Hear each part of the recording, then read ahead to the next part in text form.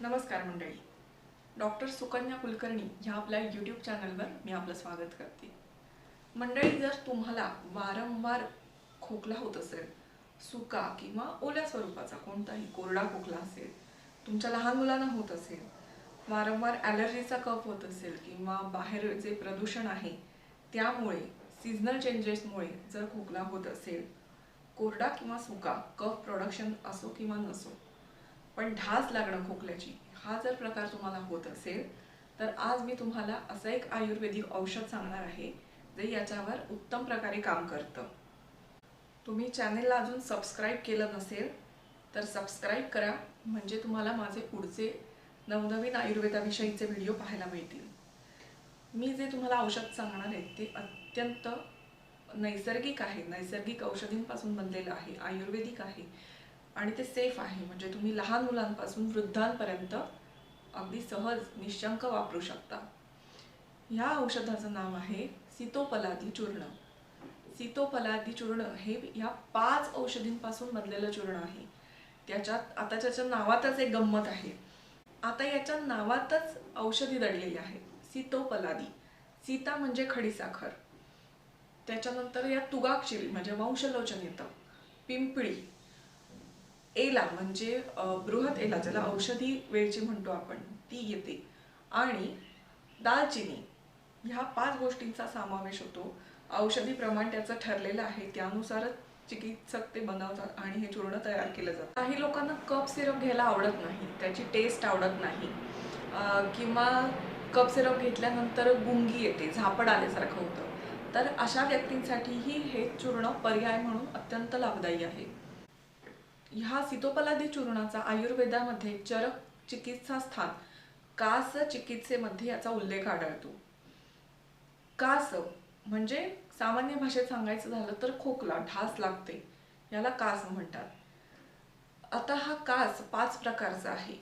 वातज, पित्तज, कफज, क्षयज आणि क्षतज असे 5 प्रकारचे कास आहेत.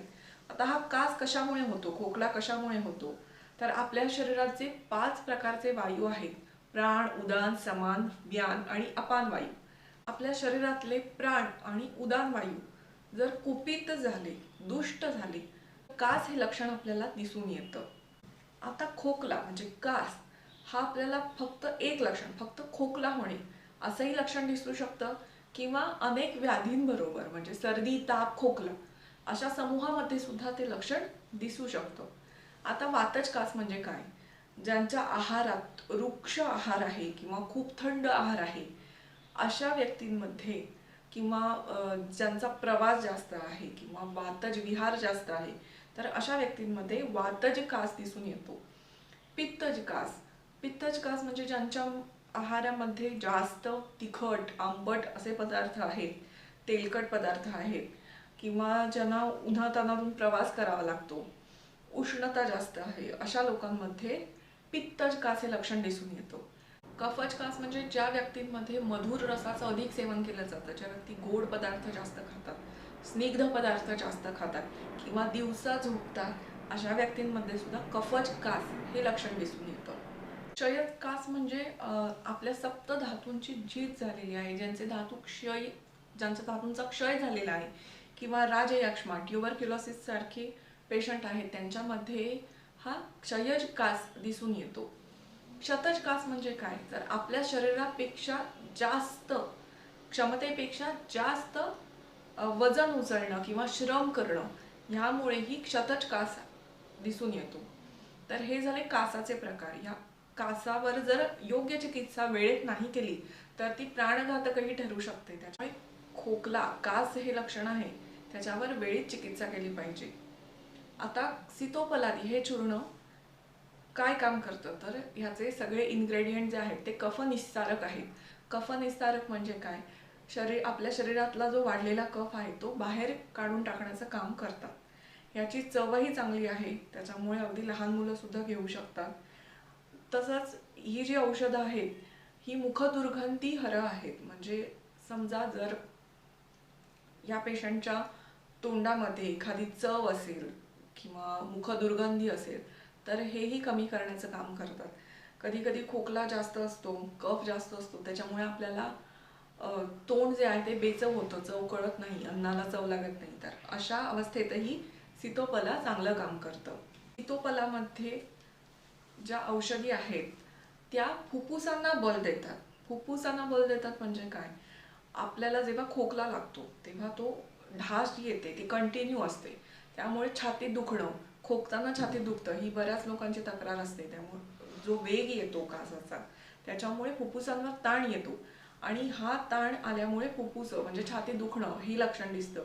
तर फुफ्फुसांना सुद्धा ह्या स्ट्रेसमध्ये गेलेली असतात, त्यामुळे फुफ्फुसांना बल देण्याचं काम सीतोपलादी चूर्ण करतं.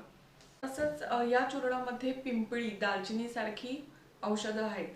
तर आता कुठल्याही व्याधीमध्ये आपल्याला अग्निमांद्य झालेलं असतं, म्हणजे काय तर भूक लागत नाही, अग्निमंद झालेला असतो. तर पिंपळी, दालचिनी सारखी जी औषधी आहेत तर ती जठराग्नी प्रदीप्त करायला किंवा जठराग्नीचं काम जे आहे ते प्राकृत करायला, भूक वाढवायला मदत करतात. त्यामुळे हाही एक त्याचा गुण आहे. आता सीतोपलादी कशाबरोबर द्यायचं? जर कास असेल, तर खोकला जास्त असेल तर मधाबरोबर द्यायचं. हे चाटण करायचं समप्रमाणात घेऊन. आता मध हाच बरोबर का द्यायचं? तर मध जो आहे तो कफ कमी करणारा आहे असं आयुर्वेदात वर्णन आहे. स्वर्य आहे. स्वर्य म्हणजे काय? खोकून खोकून जर घसा बसला असेल, आवाज फुटत नसेल, तर यातही काम चांगलं करतो. आवाज चांगला ठेवायला मदत करतो. तो योगवाही आहे. योगवाही म्हणजे काय? तर ज्या औषधाबरोबर आपण मध देतो त्या औषधाचे गुण मधामुळे वाढतात. मधाला सूक्ष्म मार्गानुसारीही म्हटलेलं आहे. म्हणजे काय तर तो शरीरातल्या सूक्ष्मातिसूक्ष्म लेवलपर्यंत, स्तरापर्यंत जाऊन काम करतो. त्यामुळे मधातून हे औषध घ्यायचं आहे, याचा जास्त चांगल्या प्रकारे लाभ होतो. आता काहींच्या मनात अशी शंका असते की मधुमेही पेशंट असतात, ज्यांना प्रमेह आहे, डायबिटीस आहे, अशा पेशंटनी मध खाल्लेला चालतो का? तर हो, मध खाल्लेला चालतो. त्यामुळे तुम्ही हे चूर्ण मधाबरोबर घेतलं तरी चालतं. मध हा कफ कमी करणारा आहे. तर प्रमेह हा कफकर आहार विहारामुळे होतो असं वर्णन आहे. त्याच्यामुळे मध हा कफ कमी करतो. त्यामुळे तुम्ही हे औषध मधातून घेतलं, मधुमेहीनी घेतलं तरी चालण्यासारखं आहे. आता याची मात्रा काय आहे? तर लहान मुलांमध्ये अर्धा चमचा चूर्ण आणि अर्धा चमचा मध ह्याचं चाटण करायचं आहे. हे चाटून खायचं आहे. आणि मोठ्यांमध्ये 1 चमचा चूर्ण आणि 1 चमचा मध अशी मात्रा आहे. असं चाटण करून घ्यायचं आहे. कास जास्त असेल तर दिवसातले 2 ते 3 वेळा तुम्ही हे चाटण घेऊ शकता. जर अशा प्रकारची ढास लागत असेल तुम्हाला किंवा खूप प्रचंड प्रमाणात खोकला असेल, सुका किंवा ओला कोणत्याही स्वरूपात, फुफ्फुसांवर ताण आला असेल, म्हणजे खोकताना जर दुखत असतील छाती किंवा शिर दुखतं, म्हणजे मस्तकात कळ जाते ज्याला म्हणतो, तर तसं जर होत असेल तर नक्की सीतोपलाचा उपयोग करून बघा. मला कमेंट सेक्शनमध्ये कळवा. तुम्हाला असेच वेगवेगळे व्हिडिओ आयुर्वेदाविषयीचे पाहायचे असतील तर चॅनलला सबस्क्राईब करा, लाईक करा, शेअर करा, म्हणजे तुम्हाला माझे पुढचे व्हिडिओ पाहायला मिळतील. तोपर्यंत नमस्कार.